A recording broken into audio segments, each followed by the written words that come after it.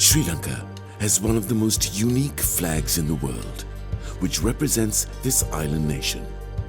Not only does it have a vivid color palette, every single aspect and detail of the flag is symbolic and meaningful. However, the current flag was not always like this and has gradually evolved over the last 2 centuries.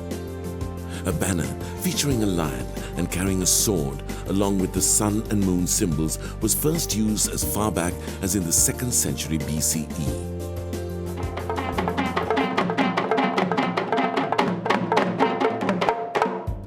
The Kingdom of Kandy is known to have used this flag until 1815. Once the British took control of the island in the same year, the flag changed to this version, with the Union Jack on the upper left corner, the flag of the Ceylon colonial government. This was used until Sri Lanka, then Ceylon, gained independence in 1948. The evolution and additions of the current flag started with this version, which was used until 1951. The additional colors were then added as representation of Sri Lankan Tamils and Muslims. The final iteration of the flag was then officially adopted on May 22, 1972, as the civil and state flag, with the inclusion of the 4 bow leaves. The symbolism of the flag and its varied elements are the lion, the most predominant feature, representing the Sinhalese people.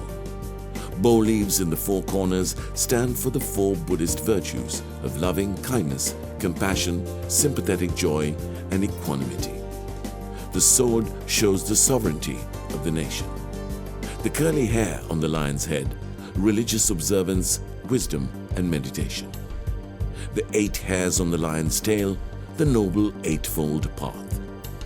The nose of the lion, intelligence, and the 2 front paws, purity and handling wealth.